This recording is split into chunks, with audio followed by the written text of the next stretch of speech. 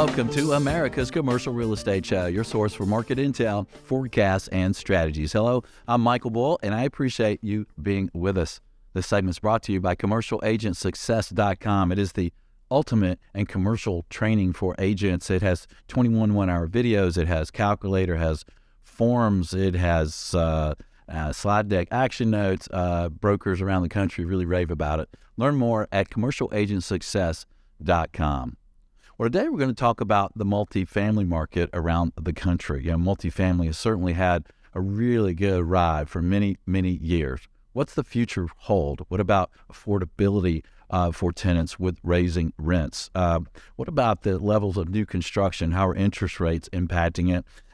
Let's find out what's going on in the multifamily market. Please welcome my guest. It's Caitlin Walters. She's VP of Research with the National Multifamily Housing Council, and she's joining us on video. Caitlin, good to meet you and good to see you. Good to meet you as well. Thanks for having me. And first of all, I'd like to just ask you about kind of rental rate growth and help our listeners and viewers put it in perspective about kind of what kind of growth we've been seeing around the country percentage-wise in the rental rates. And then what did we see in most recently? So first, one thing to remember is context is everything when talking about rental rates. What folks have probably seen in the news are historic rates of rental growth. And when you compare it year over year, that is true. But that is largely because in 2020, when everything shut down, apartment rents dropped around the country. And so we kind of had this effect where we had deep declines, and then so that we had steep increases to make up for it. What we're seeing now are rent growth is starting to kind of normalize. We've seen rent growth is largely still occurring, but it has slowed tremendously. And we are also seeing in some select markets where the new construction is really starting to come online, a little bit of weakness in terms of rent growth. But we're anticipating that this is a momentary issue and it will even out. Okay. So normalizing rent rate growth. From a lot of apartments I sold for a lot of my career, I would do a pro forma. I'd put a 3% rate. I'd put a 5% rate growth if I was listing the property, right? And the buyers would say, no. Normal is more like 3%. So what is normal? I would say 3% is what I personally would say is normal. And obviously we were hitting double digits in some places when you looked at year over year rent growth. But it seems to be going back to that normal rate. Yeah. Are there any rent growth stories, positive or negative, in some of the cities or central business districts? Anything kind of jump out at you there? I think that what's going on in central business districts is still kind of shaking out. Obviously, a lot of people can work remotely. Obviously, I am working remotely. And so it still remains to be seen what the end result looks like. Some places like San Francisco, they're struggling a lot because a lot of those are tech workers who do work remotely. New York, in contrast, a lot of those folks are expected to be back in the office. And so those are two kind of completely different stories. So I think what's happening is a lot of the central business districts, it's dependent upon, what happens with that workforce. And so that's still shaking out in a lot of places. But we are also seeing, though, that in central business districts, folks like to live in a city. And so folks are still finding them to be attractive places, even if they are not physically working in that CBD. And so one of my colleagues at another organization has started to talk about where it's more just the live play. They don't necessarily need the work, but they still like the atmosphere that's in those locations. Who needs to work anyway, right? What about vacancy, occupancy levels? What are you seeing as a trend there? It's interesting because it has been so tight. So again, what is that normal? I think everybody thinks, a 5% vacancy rate is healthy. And for the past couple of years, we've been nowhere near that. I think the latest numbers from RealPage I saw, we were around 97%, maybe closer to 96. But so we're still not near that healthy level. So we can afford for vacancy numbers to go up a little bit. But again, that's nationally. And we are going to be seeing some instances where the new construction is all delivering at once. And so I would expect those vacancy numbers in those areas to be a little bit more elevated as the demand kind of works its way around. And what are you seeing for levels of new supply as compared to the past and maybe what we need, what the demand is? So again, a big question is what's going to happen with demand. Part of the concern now with the economic uncertainty is it causes people, just like it causes businesses to take a pause, it causes households to take a pause too. So we have seen a little bit of pullback in demand, which obviously impacts, leasing up those new units. We have had historically high number of construction for multifamily for a few years now, but we've also been dealing with a lot of delays. So it's taking longer for those units to get built. And now we're hearing about delays on the end in terms of, getting the hookups with the utilities and infrastructure. And so we're a little bit in this wait and see situation where we're waiting to see what households do. We're waiting for these new units to actually come online and see how they lease up. But, on the whole, we still are in a massive housing shortage that, is evident with the number of households that are cost burdened, that are paying more than 30% of their income. And so, while it looks like we're dealing with a lot, this is supply that needs to come online to ease the affordability crisis. So it sounds like we really need more supply than we have now, right? Yeah, and I should mention this is not just a rental issue. This is a home ownership issue as well. A good housing market is a balanced one, and there are a lot of renters who would like to purchase a home but can't because there's a shortage on that side too. And so we need to build housing at all types. I mean, most necessary right now is what we would probably call workforce. Well, so there's obviously the population that needs assistance at the very low end, but what is difficult to build and is most difficult to build is workforce housing. So the market rate housing for your first responders, your teachers, that's basically impossible to build right now to make the development pencil, and that's what we need the most.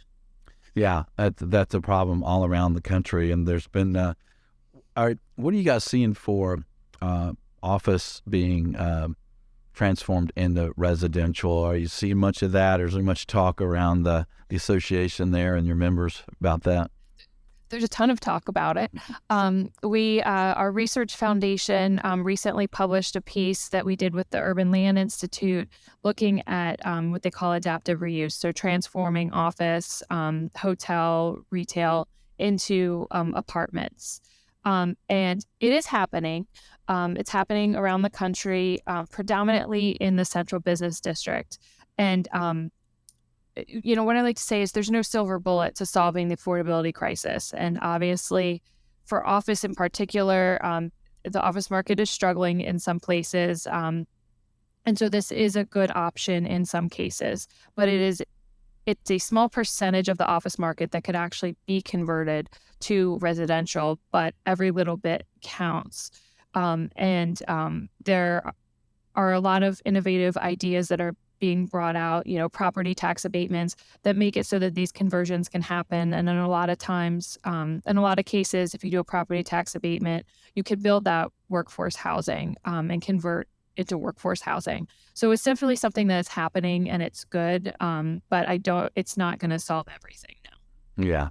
I lead a team that sells office buildings around the country, and we're tracking all the buildings that have a good bit of vacancy or distress, and the bases might be low enough to start making sense to look at it. And then we look at the rental market in those areas, and then of course the floor plates and also the window situation and the neighborhood around it. So yeah, I think we should see more of that. I think one of the advantages that multifamily developers like about that is the time savings, right? You already have a structure. So, you might save a year of interest carry and deliver community a lot faster. What are you hearing from your members as far as concerns, if you will, about the future and what's going on now in the economy and with jobs and their operations? I mean, everybody's nervous. We're hearing of some folks are putting their developments on hold. Everything right now is wait and see. When are the interest rate increases going to stop? The bank situation for the regional banks is still sorting itself out. So I think that folks are still figuring out, what's rent growth going to look like? What's the difference between, bid to ask for properties? There's not a lot of sales transactions going on, so it can make it difficult to figure out what you would even sell your property for. So I think that a lot of people are doing a lot of, exploration now. There's also the issue of rising costs for expenses, and then the issue of regulation. I mean, rent control or rent stabilization is being suggested around the country, and that can be an issue. And we've done research in the past to show that, when there's a mandatory inclusionary zoning ordinance being suggested or rent control, folks tend not to invest there. And so that's causing folks to, take a look at where they're choosing to invest. And insurance too. I mean, dealing with climate, we just did an insurance survey. I've been working on that, on the data. And one of the biggest, payouts are related to climate related issues like the Texas freeze. So that's causing folks to take a look at things as well. Yeah, some good points. And we have a multifamily division at our shop here in the Southeast U.S. at Bull Realty, and we sell apartments, and we see still tremendous demand from investors and buyers, and we have some properties on the market now, and it's just a constant demand for these things. So it's interesting.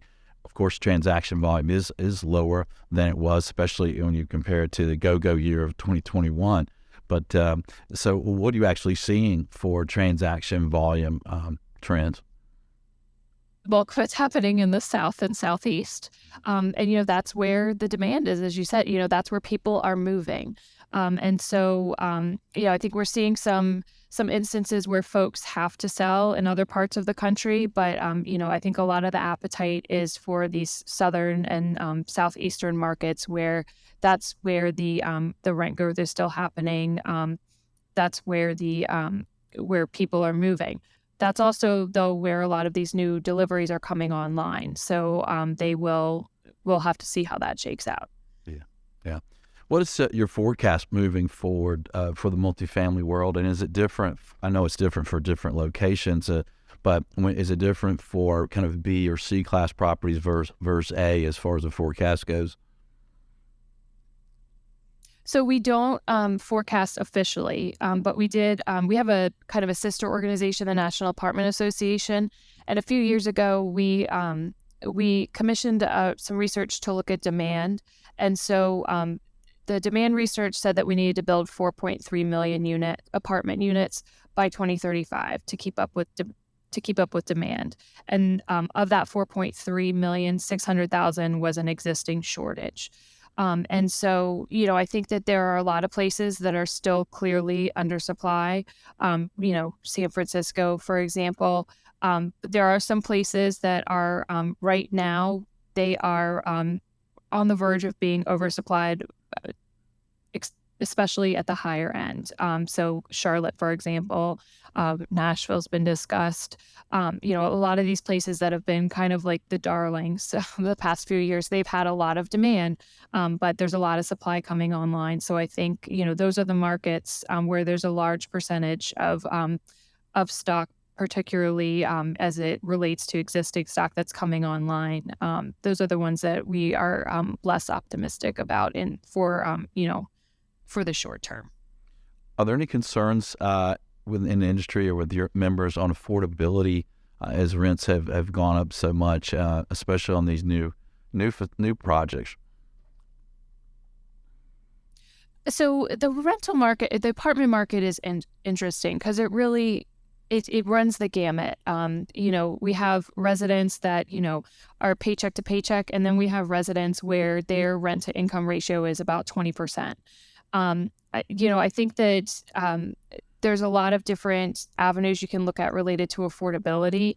What we're seeing though is that a lot of these affordability issues, the solutions are what end up, or the suggested solutions are what end up being of most concern to our members, because folks don't realize the impacts that it will have. So rent control being the biggest one. I mean, you are essentially making it so that you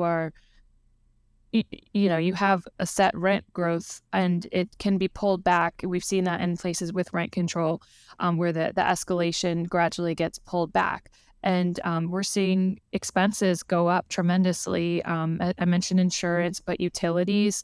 I mean, you think about the fact that people have EV cars now that they're charging, and if that's added expense if the property manager isn't charging for that usage.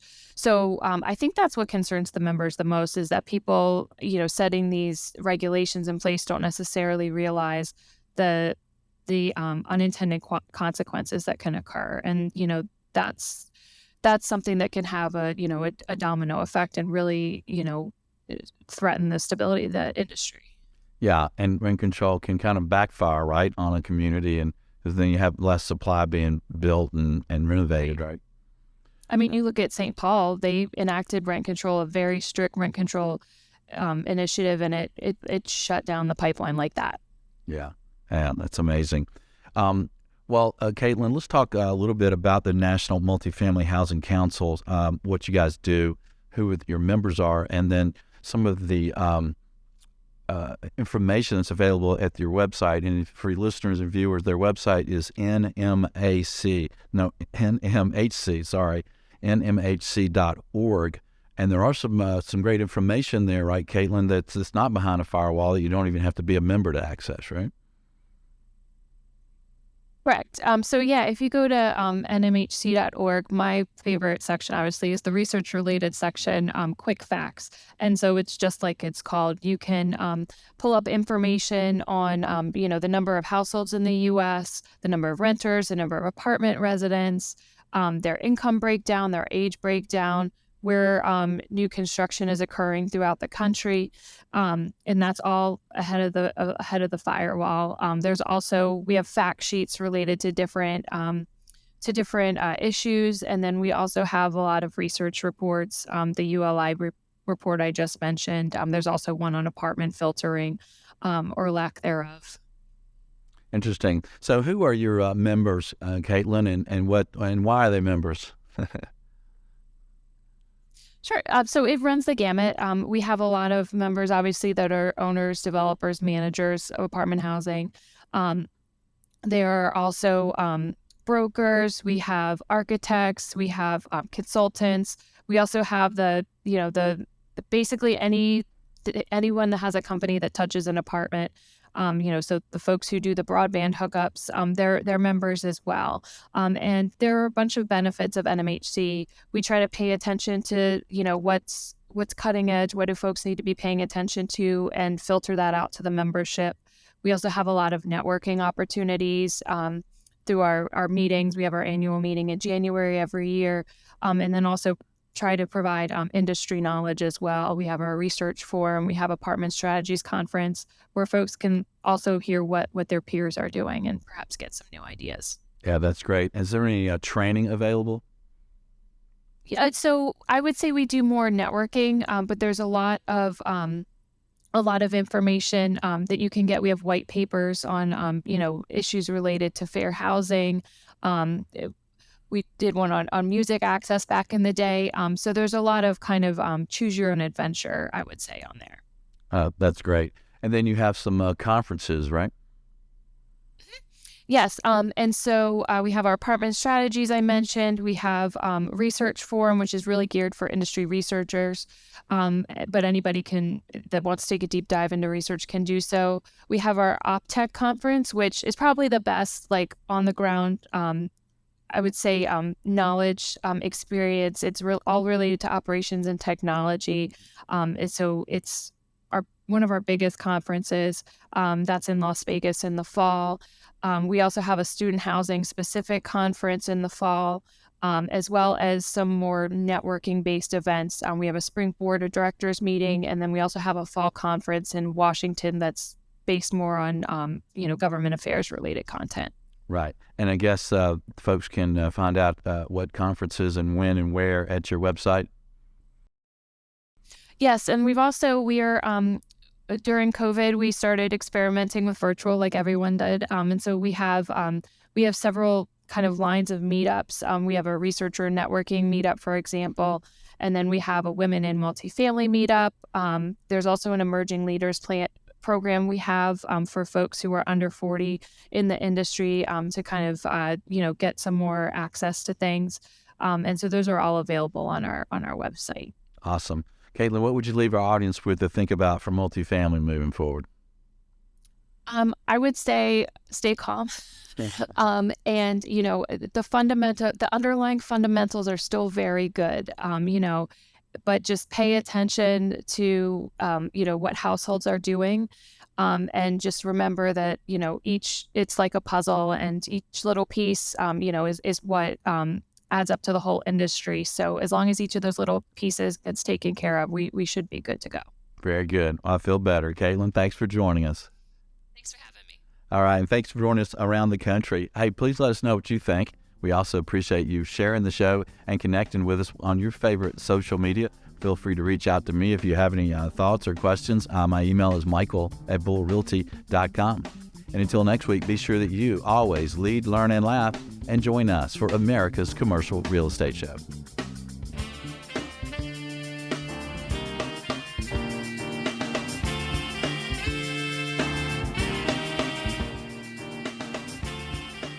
Appreciate the show? Consider referring business or doing business with our sponsors. Bull Realty is a commercial real estate sales, leasing, and advisory firm doing business throughout the Southeast, headquartered in Atlanta. Visit bullrealty.com for more information. Commercial Agent Success Strategies provides video training for commercial agents. This training gets 5-star reviews from even the most experienced brokers. Learn more at commercialagentsuccess.com. You're invited to connect with us on your favorite social media. You can find us on LinkedIn, Facebook, and Twitter. Don't miss a show of special interest to you. Be sure and subscribe to the show on YouTube and Apple Podcasts. And at the show website, creshow.com, you can subscribe for a weekly email announcing the show topic and guest. While you're there, you also found more videos and podcasts. Thank you for watching or listening to America's Commercial Real Estate Show.